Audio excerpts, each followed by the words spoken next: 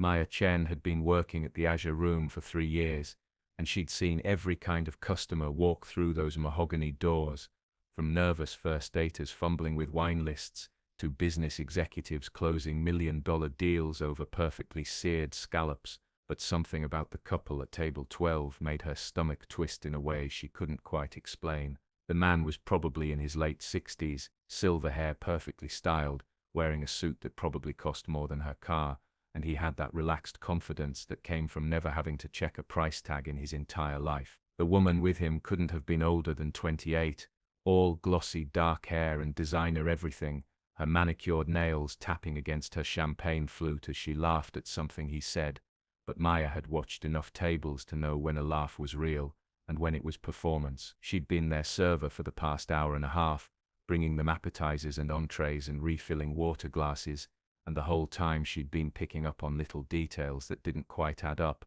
The way the woman's eyes would flick to her phone every few minutes, the way she'd steer the conversation back to business opportunities whenever the man tried to talk about anything personal, the way she'd mentioned 3 times that she had an investment opportunity that was absolutely perfect for someone with his resources. Maya had grown up in a neighborhood where scams were as common as corner stores, and her mother had taught her to recognize the signs, the too good to be true promises, the artificial urgency, the way predators isolated their targets and made them feel special before going in for the kill. When she brought the dessert menu, she overheard the woman saying something about needing to move quickly on a real estate deal, about how her partner needed just $200,000 to secure the property before someone else snatched it up, about how they could triple their investment in 6 months, and Maya felt that familiar cold weight in her chest that told her this man was about to make a very expensive mistake. She'd seen her own grandmother lose her retirement savings to a smooth-talking contractor who promised to renovate her house and disappeared with the deposit, and she'd watched her uncle get suckered into a pyramid scheme that cost him everything, and she couldn't just stand there and watch it happen again, not when she could do something about it. The problem was that it wasn't her business, and people didn't generally appreciate waitresses offering unsolicited advice about their personal lives. But as she printed out their check and watched the woman excuse herself to go to the restroom, Maya made a decision that would change everything. She approached the table with the check folder, her heart hammering against her ribs, and instead of just placing it down and walking away like she was supposed to, she leaned in close and kept her voice barely above a whisper. "Sir, I'm so sorry to interrupt, but I need to tell you something, and I need you to please not react because I could lose my job for this," she said, and the man looked up at her, with surprise in his eyes, clearly not expecting his waitress to suddenly become so intense and personal. "The woman you're with, I've been listening and I think she's running a scam on you. The real estate investment she's talking about, I've heard this exact pitch before and it's not real. They create urgency and make you feel like you're getting exclusive access to something amazing, but there's no property and no investment, and once you wire the money you'll never see it or her again." The man's expression shifted from surprise to something harder to read, his jaw tightening slightly, and for a terrible moment Maya thought he was going to call her manager and get her fired on the spot. But then he looked down at the check folder and back up at her face, really studying her this time. "Why would you tell me this?" he asked quietly, and it wasn't accusatory, just genuinely curious, like he was trying to figure out what angle she was working. "Because I've seen people I love get destroyed by scams like this, and I can't just watch it happen to someone else, even a stranger," Maya said, her voice shaking slightly now that the adrenaline was wearing off and the reality of what she'd just done was sinking in. "I have nothing to gain from telling you this and everything to lose if she complains about me, but I needed you to know, please just be careful and maybe verify everything she's told you before you give her any money." The man was silent for a long moment, his fingers drumming once against the white tablecloth, and then he nodded slowly and reached into his jacket pocket, pulling out a business card that he slipped under the edge of the check folder. "Thank you," he said simply, and there was something in his tone that made Maya think he actually believed her, or at least was considering the possibility that she might be right. She took the check folder with his credit card and processed the payment with shaking hands, and by the time she brought it back the woman had returned from the restroom and was back to her animated pitch about investment timelines and returns, and Maya served them their after-dinner coffee and tried to act like everything was completely normal, like she hadn't just potentially blown up whatever was happening at table 12. They left 20 minutes later and Maya watched them go, the woman's hand possessively on the man's arm, and she felt a sinking sensation that maybe she'd been wrong, maybe she'd just insulted a customer and interfered in a legitimate business relationship, and tomorrow she'd be called into her manager's office and fired, but at least she'd tried to do the right thing, and that had to count for something, even if it cost her this job she desperately needed.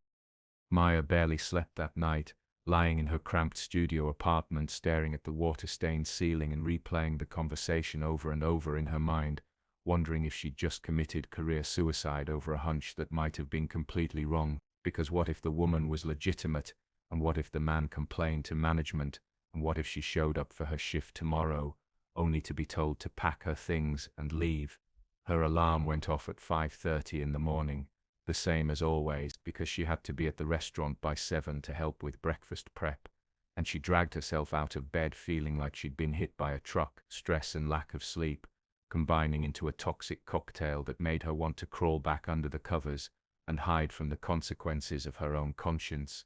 She was standing outside her building 20 minutes later, still half asleep and fumbling with her keys, when a sleek black car pulled up to the curb with the kind of smooth silence that told her it cost more than she'd make in a decade of waitressing, and her first thought was that she was about to get robbed, or worse, because luxury cars didn't just appear in her neighborhood at 6 in the morning for friendly reasons. The back window rolled down, and she found herself looking at the man from table 12, the silver-haired gentleman who'd been with the Too Perfect woman, and he was smiling at her in a way that made her think maybe she wasn't about to be murdered after all, though she still couldn't figure out what he was doing here, or how he'd even found her address. Maya Chen, he said, and it wasn't a question. He knew her name somehow, and she wondered if he'd gotten it from her name tag or if he'd actually looked her up, which was both flattering and slightly terrifying. "I'm James Whitmore, and I owe you a conversation. Do you have a few minutes before work?" She should have said no, should have told him this was weird and inappropriate and walked away,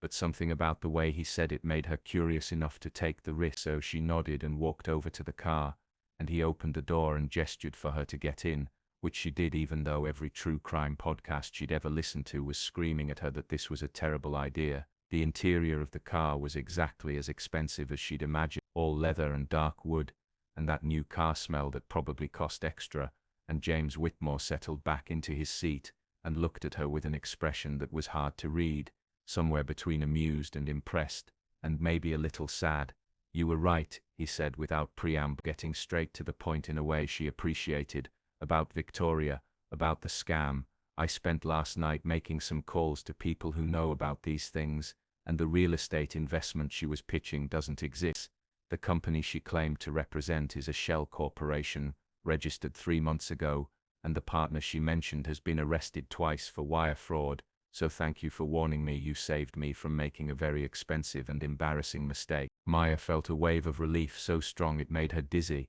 because at least she hadn't been wrong. At least her instincts had been correct, even if her delivery had been clumsy and unprofessional, and she nodded slowly, trying to process the fact that she was sitting in a luxury car at dawn with a billionaire who was thanking her for interfering in his personal life. "I'm glad you looked into it," she said carefully, still not entirely sure where this conversation was going or why he'd tracked her down to have. "I was worried all night that I'd been out of line and that I was going to lose my job." James Whitmore smiled at that, a genuine smile that reached his eyes and made him look younger than his 60-something years. "You weren't out of line, you were brave, and brave people who do the right thing without expecting anything in return are rare enough that they should be rewarded, not punished," he said. And then he reached into his jacket pocket and pulled out something small and black and rectangular, a credit card, but not like any credit card Maya had ever seen, completely matte black with no numbers or name visible, just a small silver chip embedded in one corner.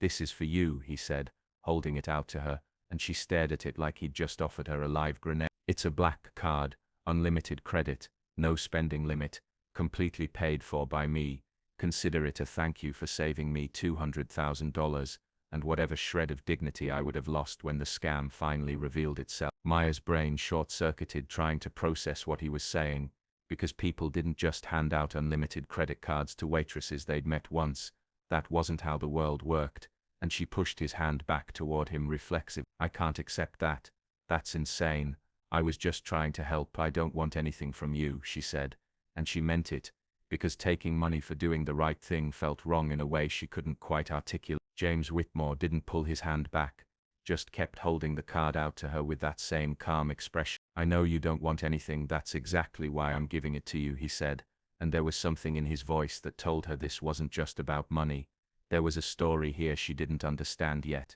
"My wife passed away 3 years ago from complications of a stroke, and before she died she made me promise that I'd find ways to help people who help others without expecting recognition or reward. She said those were the people who kept the world from falling apart completely, and you're exactly the kind of person she would have wanted me to support. So please take the card, use it for whatever you need, pay off student loans or medical bills, or help your family, or just buy yourself something nice for once. I have more money than I could spend in 3 lifetimes, and this is a way for me to honor her memory and thank you at the same time."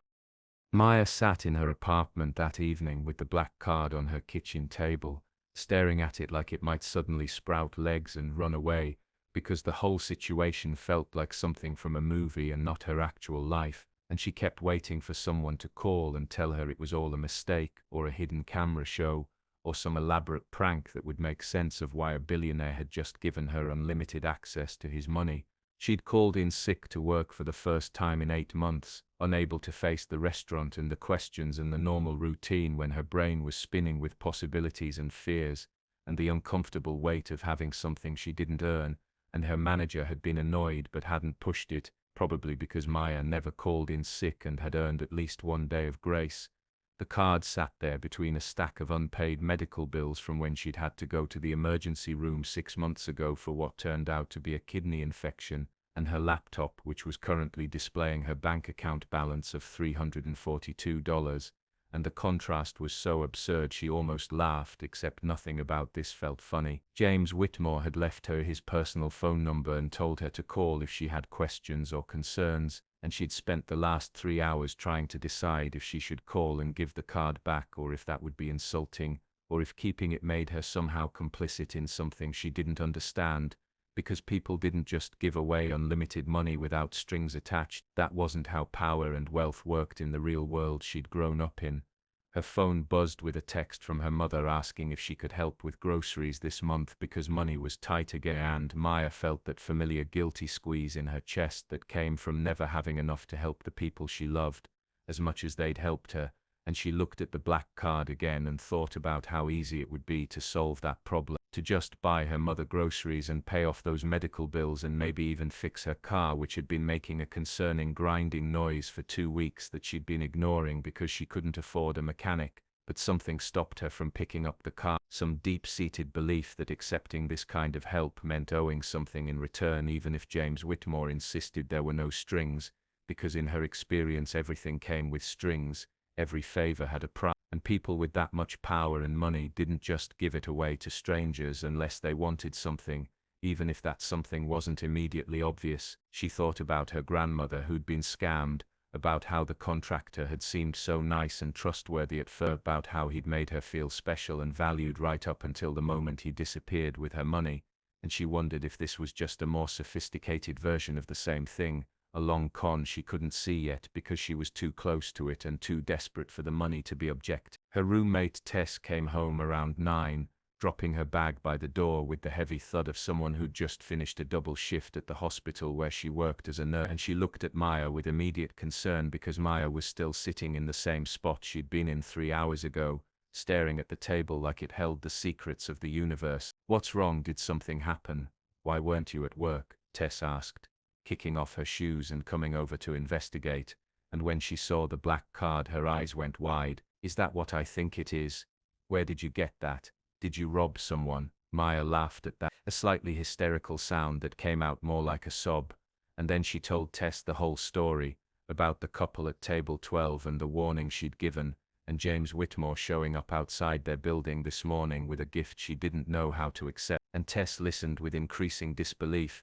her mouth literally falling open when Maya got to the part about unlimited credit. "Are you insane? Why are you sitting here agonizing about this? That man gave you a gift because you did something good. You just take it and use it and stop overthinking everything," Tess said, but she didn't understand. couldn't understand because she'd grown up in a different world where help didn't come with hidden costs and people were sometimes just generous without ulterior motive. What if it's not real? What if it's part of some scam? Or what if he expects something from me later that I can't give? Maya said, and Tess rolled her eyes with the exasperation of someone who'd had this conversation in different forms 100 times before. Not everyone is out to get you, Maya. Some people are just rich and bored and want to feel good about themselves by helping others. And even if this guy does have some weird expectation, you can just give the card back and walk away. But right now you're sitting here with a solution to literally all your financial problems, and you're too scared to use it because you've convinced yourself that nothing good can happen without a catch. Tess was right. Maya knew she was right, but knowing something intellectually and feeling it in your gut were two different things, and her gut was still screaming warnings about accepting help from powerful strangers, about owing debts she couldn't repay, about the ways that money changed relationships and created obligations that weren't always visible at first. She picked up the card finally, feeling the weight of it in her hand, heavier than plastic should be, and she thought about all the ways it could change her life, could change her mother's life, could give her the breathing room she'd never had since leaving home at 18 to escape her father's gambling debts and make something of herself in a city that ate people like her for breakfast. 3 days passed before Maya finally used the card, and when she did it wasn't for herself at all, but for Mrs. Rodriguez, who lived 2 floors down and who'd been rationing her insulin because her insurance company was playing games with her prescription coverage, and Maya had been listening to her cry in the hallway about having to choose between medication and rent,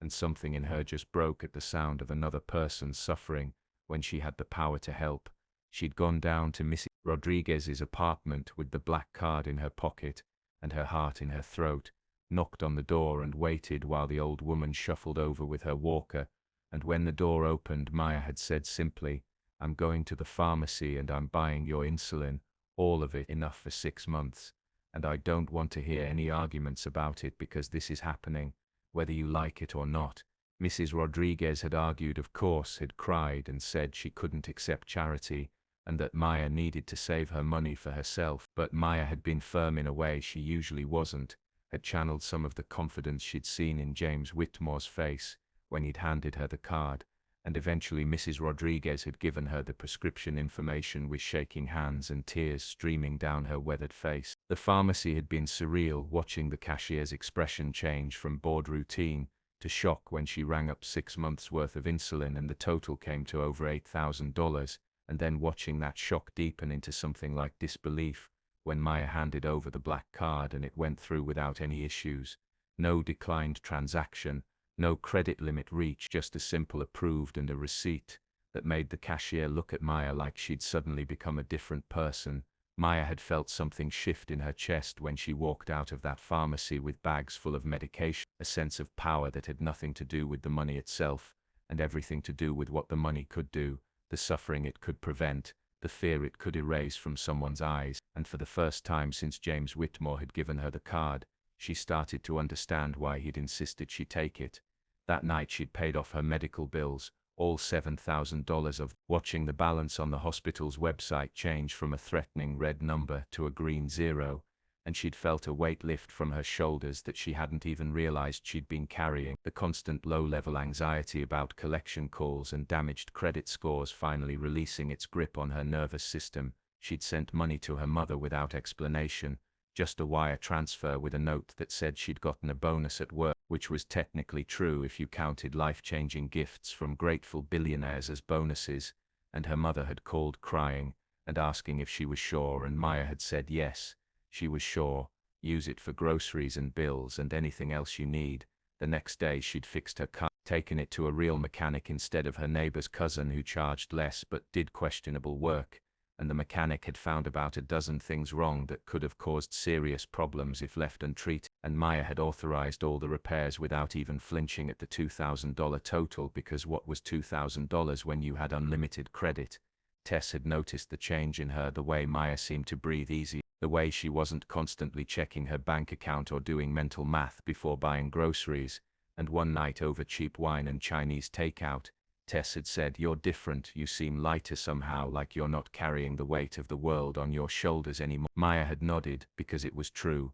and she'd tried to explain that having money, or at least having access to money, didn't just change what you could buy but changed how you moved through the world, how you didn't have to constantly calculate every decision through the lens of scarcity, how you could just exist without that background radiation of financial fear that colored everything. But she'd also discovered something else, something darker that she hadn't expected, which was that having unlimited money made her aware of exactly how much need existed in the world around her, how many people were suffering in ways that could be solved with cash but weren't being solved because the cash was concentrated in the hands of people who either didn't see the suffering or didn't care enough to address it. She'd started noticing things she'd always known intellectually, but hadn't felt so viscerally, like the way her co-worker Daniel was wearing shoes with holes in them because he was sending all his extra money back to his family in Guatemala, the way the cook Manuel was working 70-hour weeks because his daughter needed surgery and his insurance had denied the claim, or the way the busser Christina was sleeping in her car 3 nights a week because she couldn't afford first and last month's rent on a new apartment after her landlord had illegally evicted her. Maya had started helping them too, quiet buying Daniel new shoes and leaving them in his locker with an anonymous note, paying for Manuel's daughter's surgery through a direct payment to the hospital, giving Christina enough for her apartment deposit in an envelope slipped into her bag. And each time she did it, she felt that same shift in her chest, that sense of being part of something larger than herself, of being a conduit for resources to flow to where they were needed most. 2 weeks after receiving the card, Maya got a call from James Whitmore, asking if she'd meet him for coffee, and she'd said yes, even though part of her had been avoiding this moment, avoiding the inevitable conversation about what the card meant and what he expected from her in return, because no gift this large could be truly free, and she'd been waiting for the other shoe to drop since the morning he'd pressed that black rectangle into her hand. They met at a private club downtown, the kind of place Maya had never been invited to before, all dark wood paneling, and leather chairs and oil paintings of dead white men who'd probably made their fortunes through morally questionable means a century ago, and a host in a suit that cost more than her monthly rent led her through hushed corridors to a private dining room where James was waiting. He stood when she entered, that old-fashioned courtesy that felt out of place in modern times, and gestured for her to sit across from him at a small table set for 2, and a server materialized with coffee and pastries before disappearing again like a ghost, and Maya realized this was the kind of service that came with real wealth, invisible and anticipatory and probably obscenely expensive. "Thank you for coming," James said, and he sounded genuinely grateful, not like someone who was about to make demands or call in favors, and Maya felt herself relax slightly even though her guard was still up. "I wanted to check in and see how you're doing, see if you've had any problems with the card or if you have questions about anything." Maya wrapped her hands around her coffee cup, using the warmth to ground herself, and decided to be direct because dancing around the subject would just waste both their time. "Why did you really give me this card?" she asked, meeting his eyes across the table. "I appreciate it and I've been using it to help people who need it, but I keep waiting for you to tell me what you want in return, because nobody gives away unlimited money without expecting something back." James smiled at that, a sad sort of smile that told her he'd expected this question and had an answer prepared. "My wife Emily and I built our wealth together over 40 years, starting with a small software company in our garage that eventually became a major player in data security, and we made more money than we'd ever dreamed possible, more than we could spend in several lifetimes even with a very comfortable lifestyle," he began, and Maya listened, sensing that this story was important, and that understanding it would help her understand the card and what it represented. "Emily was always the heart of our operation, the one who made sure we never forgot where we came from or what it was like to struggle, and she insisted that we use our wealth to make a real difference in people's lives, not just write checks to big charities, but actually connect with individuals and help them in ways that were personal and meaningful." He paused to take a sip of his coffee, and Maya saw something shift in his expression, grief moving across his features like a shadow. "When she got sick, when we knew she wasn't going to recover, she made me promise 2 things. First, that I wouldn't retreat from the world and become one of those bitter rich old men who die alone, surrounded by money and regret. And second, that I'd find ways to identify and support people who did good things without expecting recognition or reward, because she believed those people were the real heroes, the ones who kept society functioning when everything else was falling apart." Maya felt something tighten in her throat, understanding now that this wasn't about her at all, or at least not entirely about her. It was about a dying woman's last wishes, and a grieving husband trying to honor her memory by doing what she would have wanted. "So you're looking for people to help as a way to keep her alive?" Maya said softly, and James nodded. "That's part of it, yes, but it's also about recognizing that our economic system is fundamentally broken in ways that concentrate wealth at the top and create unnecessary suffering at the bottom. And while I can't fix the system, I can at least create some counterbalance, some way for resources to flow to people who will use them well," he said, and there was passion in his voice now, the kind of conviction that came from deep thought and genuine belief. "When you warned me about Victoria's scam,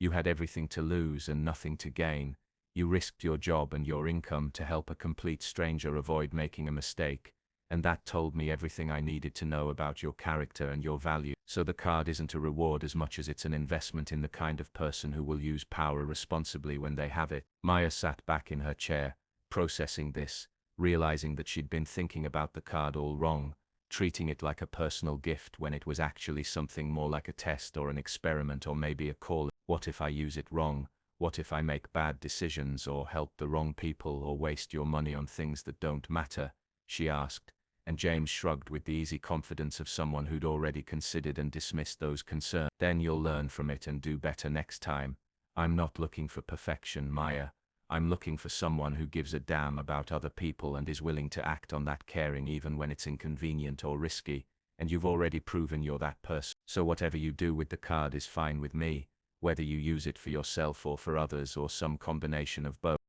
Maya started thinking bigger after that conversation with James, started seeing the card not as a personal resource but as a tool for systemic change on a small scale, and she began looking for ways to create ripple effects rather than just solving individual problems, ways to help people help themselves, and build something that would last beyond a single transaction or gift. She'd been working at the Azure Room long enough to know most of the other service workers in the neighborhood, the waiters and bartenders and cooks and cleaners who made the city function, but barely survived on poverty wages and irregular hours, and she started organizing informal meetings at a community center on her days off, bringing together people who were struggling with the same problems and seeing if collective action could solve things that individual effort couldn't.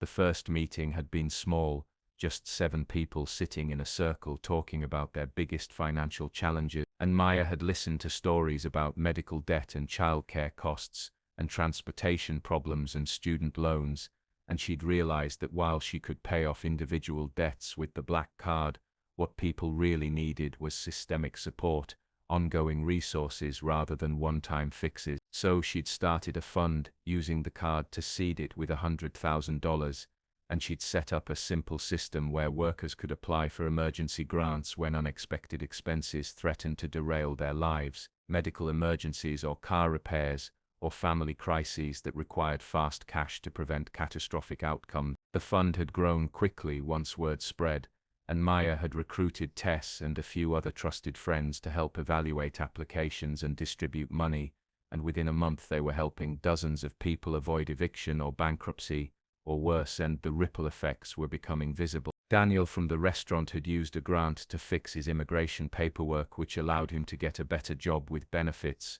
which meant he could bring his wife and kids to the United States instead of sending money back to Guatemala, and his whole family's trajectory had shifted because of $2,000 at the right moment. Christina the busser had gotten her apartment and used the stability of having a real address to apply for a promotion to shift supervisor, which came with better pay and actual benefits, and she'd gone from sleeping in her car to having a real home and a career path in the span of 6 weeks. Manuel's daughter had gotten her surgery and recovered well, and Manuel had been so grateful he'd started volunteering at the community center, teaching cooking classes to teenagers who needed job skills, and some of those teenagers had gone on to get jobs in restaurants and were now supporting their own families. Maya watched these transformations with a sense of awe, understanding for the first time in her life that money wasn't just about buying things, it was about buying time and space and opportunity. It was about removing obstacles, so people could actually pursue their potential instead of just surviving day to day,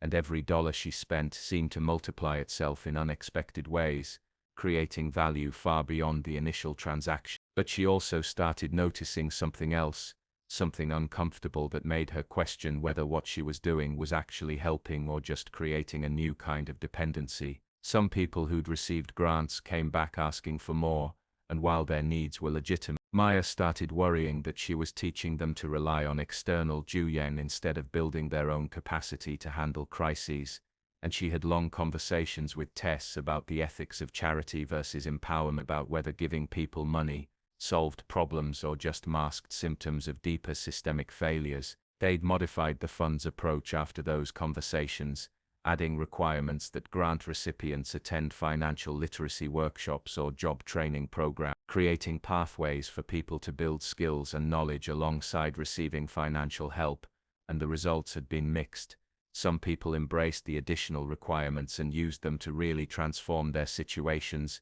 while others just wanted the cash and resented being asked to do more. Maya had also started attracting attention she didn't want. Word had spread about the mysterious waitress who was helping everyone in the neighborhood, and people started approaching her directly asking for money, and she'd had to learn how to say no without feeling guilty. Had to create boundaries around who she helped and how much she gave, because even unlimited credit had limits when it came to the human capacity to evaluate needs and make good decisions. James had checked in with her regularly during this period, taking her to coffee or lunch once a week to hear about what she was doing with the card, and he'd been supportive but also challenging, pushing her to think about long-term impact rather than short-term relief, about building systems rather than just distributing resources. And Maya had started to see him not just as a benefactor, but as a mentor, someone who'd spent decades thinking about these problems and had wisdom to share. He'd introduced her to other wealthy people who were interested in effective philanthropy, and Maya had found herself sitting in rooms with hedge fund managers and tech entrepreneurs,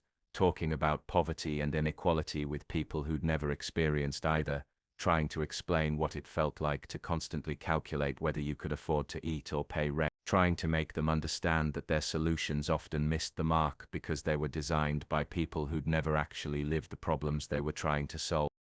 6 months after receiving the black card, Maya got a call from a number she didn't recognize, and when she answered, a woman's voice introduced herself as Special Agent Linda Morrison from the FBI's Financial Crimes Division, and Maya's stomach dropped because those were words you never wanted to hear in combination, and her first thought was that somehow she'd done something illegal with the card, that there were rules she didn't know about and she was about to face consequences for her ignorance. Agent Morrison had been professional but direct, saying she was investigating a pattern of suspicious transactions associated with Maya's card, large cash withdrawals and wire transfers that had flagged the Bureau's monitoring systems, and could Maya come in for an interview to discuss her financial activities, and Maya had said yes because what else could she say? You didn't tell the FBI no without making yourself look guilty, even if you hadn't done anything wrong. She'd called James immediately after hanging up, her hands shaking so badly she could barely hold the phone, and he'd been calm in that way wealthy people were calm when dealing with authorities, like this was an inconvenience rather than a life-threatening crisis, and he'd said he'd send his lawyer to meet her at the FBI office, and that she shouldn't worry because they'd done nothing illegal. The interview had been terrifying, sitting in a grey room with fluorescent lighting that made everyone look sick. Agent Morrison across the table with a younger male agent beside her, both of them watching Maya with expressions that were professionally neutral but somehow still accusatory, and Maya had felt like a criminal even though she knew she hadn't broken any laws, had just been using money that James had given her permission to use for purposes he'd approved. Agent Morrison had walked her through a series of transactions, asking her to explain why she'd sent $10,000 to someone in Guatemala, why she'd made multiple large payments to a medical center, why she'd been withdrawing cash and distributing it to various individuals, and Maya had explained about Daniel's family and Manuel's daughter, and the emergency fund, had tried to make them understand that this was philanthropy, not fraud. But the agents had been skeptical, clearly trained to assume the worst about unusual financial patterns. The lawyer James had sent was a sharp-dressed woman named Patricia Chen, who'd interrupted the questioning multiple times to clarify that Maya was cooperating voluntarily and wasn't under arrest or accusation, and who'd provided documentation showing that the card was legitimately issued to Maya by James Whitmore, with no restrictions on usage, and who'd threatened to call the bureau chief if the agents continued to treat her client like a suspect rather than a witness. After 2 hours of questioning, Agent Morrison had finally explained what was really going on, which was that they weren't actually investigating Maya but were investigating James Whitmore himself, looking into whether his wealth had been acquired through legitimate means, or whether he was involved in money laundering or tax fraud or other financial crimes, and they'd flagged Maya's unusual spending patterns as potentially suspicious because they didn't fit normal profiles of how wealthy people distributed money. Maya had felt sick hearing this, understanding that her actions had inadvertently drawn scrutiny to James, that her attempts to help people might have created problems for the man who'd made it all possible, and she'd asked the agents directly if James was in trouble, if he'd done something illegal, and they'd given her the standard line about not being able to discuss ongoing investigation. Patricia had gotten her out of there after another 30 minutes of increasingly circular questions, and in the car afterward she'd explained that this was actually somewhat routine, that the FBI monitored large financial transactions as a matter of course and that James had been on their radar for years, simply because of his wealth and his unconventional approach to philanthropy, and that Maya shouldn't worry because James's finances were completely clean and had been audited multiple times with no issues found. But Maya did worry, spent the next week barely sleeping and jumping every time her phone rang, terrified that agents would show up at her apartment or her workplace, that somehow she'd become the center of an investigation that would ruin her life and destroy everything she'd been trying to build. She'd met with James again, this time in his lawyer's office rather than at a social venue, and he'd been reassuring but also serious, explaining that this was the cost of operating outside normal channels, that when you disrupted the usual patterns of how wealth flowed through society, you attracted attention from people whose job was to monitor those patterns and flag anomalies. "I should have warned you this might happen," he'd said, and Maya had heard genuine regret in his voice. "The black card creates a paper trail that's visible to financial regulators, and your spending pattern looks suspicious to people who don't understand the context. Multiple large transactions to seemingly random individuals, cash withdrawals, international wire transfer. It fits the profile of money laundering, even though that's not what's happening at all." Maya had asked him directly if he was in legal trouble, if his wealth came from legitimate sources,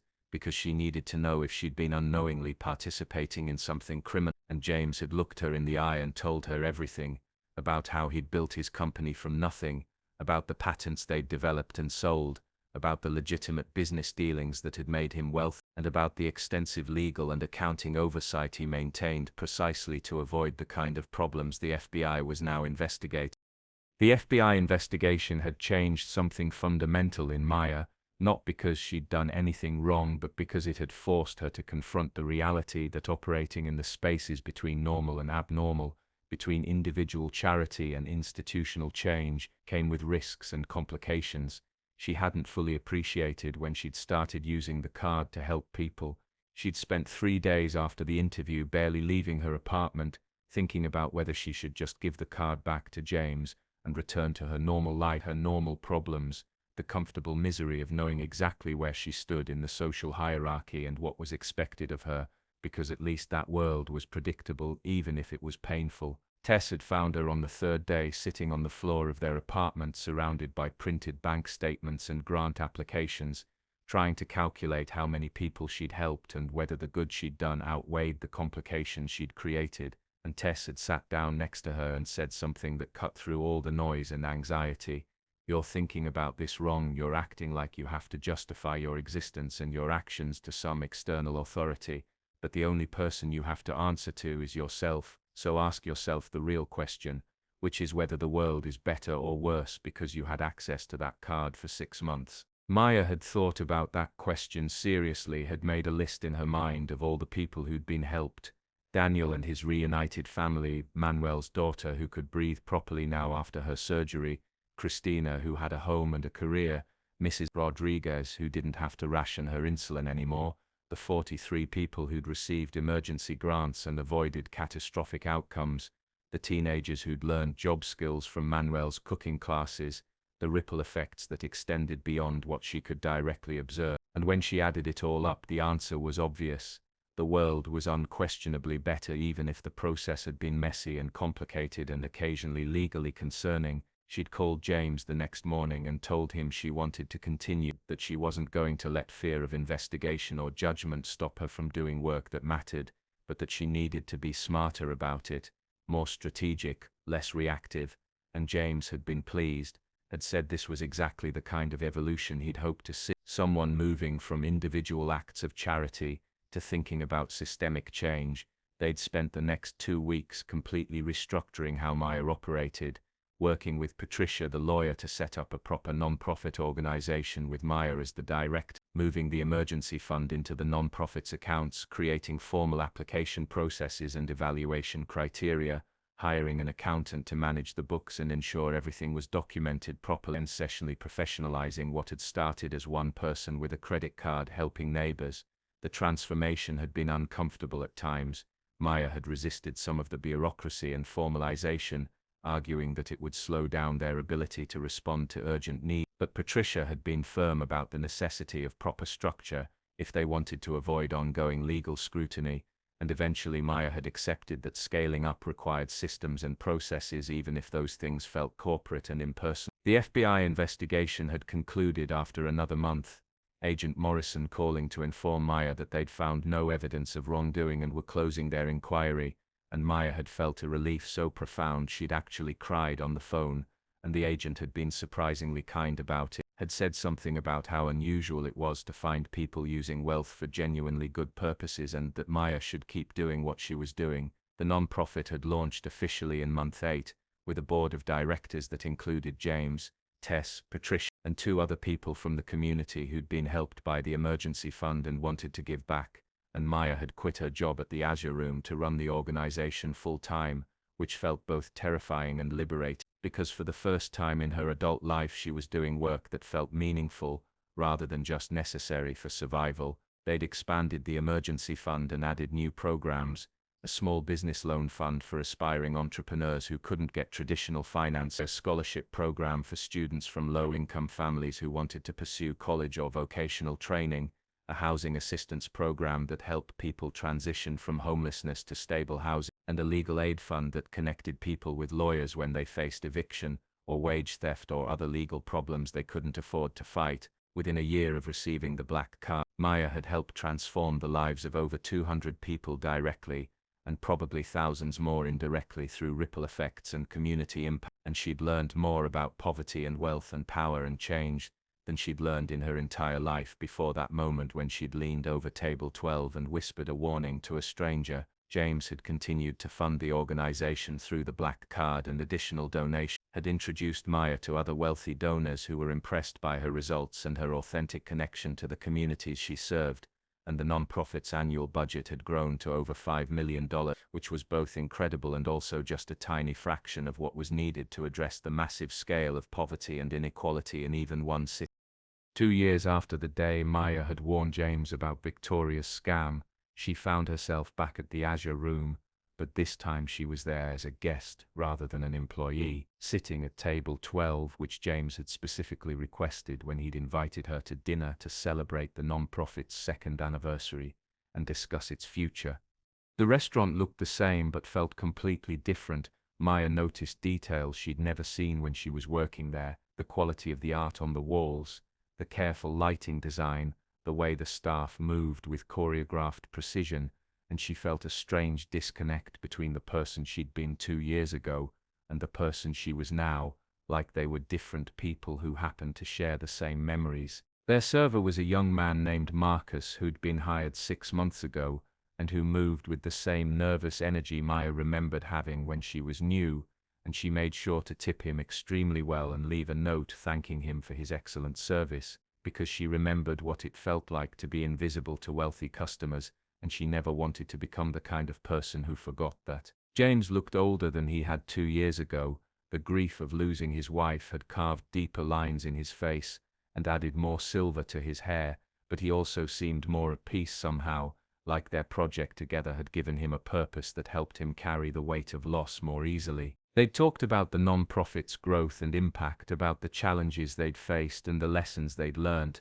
and James had been particularly interested in hearing about the scholarship program, which had sent 15 students to college so far, and was tracking their progress through graduation. Emily would have loved this, he'd said at one point, and there was sadness in his voice, but also pride. She always said that education was the most reliable ladder out of poverty, but giving someone knowledge and credentials was more valuable than giving them money because it created earning potential that lasted a lifetime. Maya had told him about Kayla, one of their scholarship recipients who'd just completed her nursing degree and gotten a job at the same hospital where Tess worked, and who was already talking about wanting to give back to the program once she had stable income. And James had smiled at that, understanding that they were building something that would outlast both of them, a cycle of giving and receiving, and giving again that could continue indefinitely if they built it right.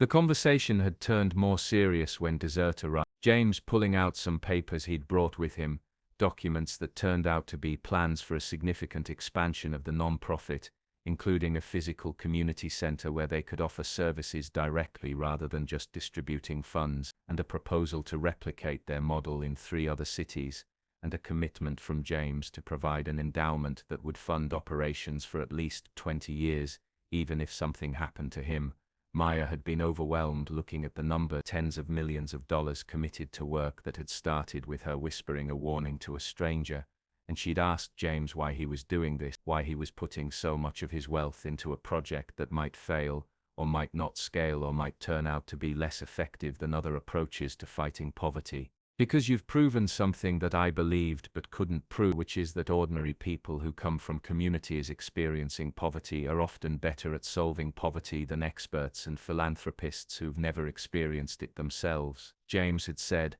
and his voice had that conviction again, that certainty that came from deeply held belief. You've built something authentic and responsive and effective, because you understand the problems from the inside. You know what people actually need rather than what wealthy donors think they need. And you've maintained relationships with the people you help rather than treating them as statistics or cases. And that's the model I want to support because I think it's the model that actually works. Maya had felt something shift in her understanding of their relationship in that moment, realizing that she wasn't just a recipient of James's charity or even a partner in his project. She was actually leading something he believed in. She'd become the expert and the authority while he'd become the supporter. And that reversal of the usual power dynamic between wealthy donors and non-profit directors was radical in ways she was only beginning to understand.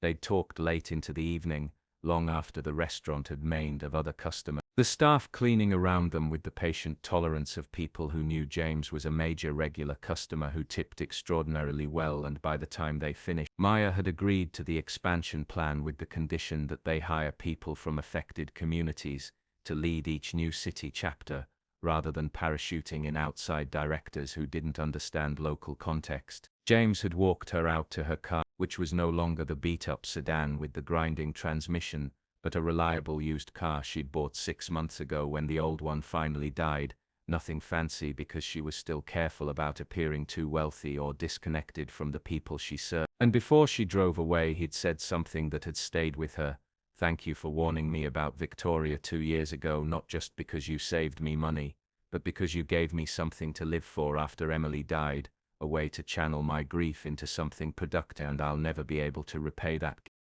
5 years after receiving the black card, Maya stood in the main hall of the Whitmore Community Center, named after James's late wife Emily rather than James himself, because he'd insisted that she deserved the recognition more than he did, and she watched hundreds of people moving through programs and services that hadn't existed before she'd whispered that warning at table 12 all those years ago. The center was everything they'd dreamed about and more. 3 stories of renovated warehouse space in the heart of the neighborhood where Maya had grown up, offering job training and childcare, and legal services and healthcare, and financial counseling and small business support, and a commercial kitchen where Manuel taught his cooking classes, and a computer lab where teenagers learned coding, and a community garden on the roof where people grew vegetables, and a gymnasium where kids played basketball after school. They'd replicated the model in 4 other cities now, each center adapted to local needs, and led by directors who came from the communities they served,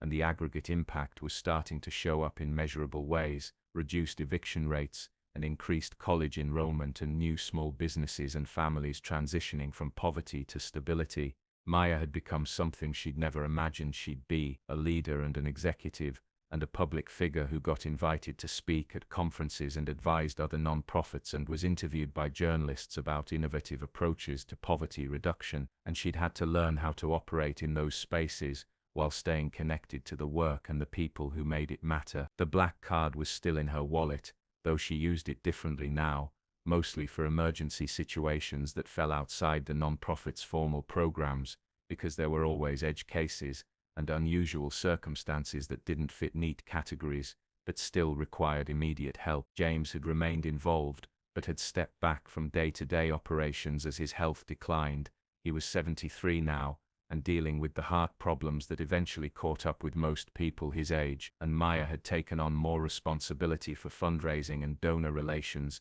and strategic planning, skills she'd never imagined having, but had developed out of necessity. The memorial wall in the center's entrance hall displayed photos of everyone who'd been helped significantly by their programs, hundreds of faces representing thousands of lives touched by ripple effects, and Maya spent a few minutes there every morning before starting work, reminding herself why this mattered, and who they were serving, and what was at stake if they failed or gave up. She'd been approached multiple times by politicians and journalists asking her to run for office or write a book or lead some larger initiative, but she'd turned down those opportunities because she knew her strength was in the ground-level work, in understanding individual struggles and building systems that responded to actual needs, rather than theoretical problems. Tess still worked at the hospital but volunteered at the center on weekends, running a health literacy program that taught people how to navigate the medical system and advocate for themselves with doctors and insurance companies, and their friendship had deepened as they'd built this thing together, going from broke roommates to partners in creating institutional change. Daniel had brought his whole family to the United States and they all volunteered at the center now, his kids helping translate for Spanish-speaking clients and his wife running a support group for immigrant women, and seeing them thrive reminded Maya why individual acts of kindness mattered, because one grant at the right moment had transformed an entire family's trajectory across generations. The non-profit's annual budget had grown to $22 million, funded by James's endowment plus donations from other wealthy individuals who'd been inspired by their model, and they were helping over 5,000 people directly each year, with probably 10 times that many affected by indirect effects. And while that was impressive, it was also just a tiny fraction of what was needed to address systemic poverty and inequality. Maya had become more radical in her politics as she'd seen up close how the system worked, how wealth concentrated at the top and how many intelligent, hard-working people remained poor, not because of personal failures, but because of structural barriers they couldn't overcome individually. And she'd started speaking publicly about the need for policy changes and wealth redistribution, and a fundamental reimagining of how society organized economic relationships. James had encouraged this evolution, had told her that real change required both individual charity and systemic reform, that their work was valuable but insufficient, that ultimately the goal should be to make organizations like theirs unnecessary by building a society that didn't create such extreme inequality in the first place. On the center's 5th anniversary, they'd held a celebration that brought together everyone who'd been part of the journey, grant recipients and volunteers and staff and donors and community members, and Maya had given a short speech about how none of this would have existed if she hadn't taken a risk and warned a stranger about a scam, how that one moment of courage had created ripples that expanded far beyond what anyone could have predicted. James had been there despite his health problems, sitting in the front row with tears in his eyes, and afterward he'd pulled Maya aside and told her he'd updated his will to leave the bulk of his remaining estate to the non-profit's endowment, ensuring it could continue operating at scale for decades after he was gone. Maya had cried because she understood what this meant, that he was trusting her with his legacy and his wife's memory, and the responsibility to steward massive resources toward good ends. The evening had ended with everyone gathering in the main hall, people from every background and every program mingling and sharing food and telling stories, and Maya had looked around at the community they'd built and felt something she'd rarely felt before, a sense that despite all the suffering and injustice and inequality in the world, it was still possible for individuals to make meaningful differences, to create pockets of hope and support and transformation that proved better worlds were possible if people were willing to take risks and help each other without expecting anything in return. And she'd thought about the young waitress she'd been 5 years ago, terrified and uncertain and brave enough to speak up anyway, and she'd been grateful for that girl's courage, because it had led to this moment and everything this moment represented.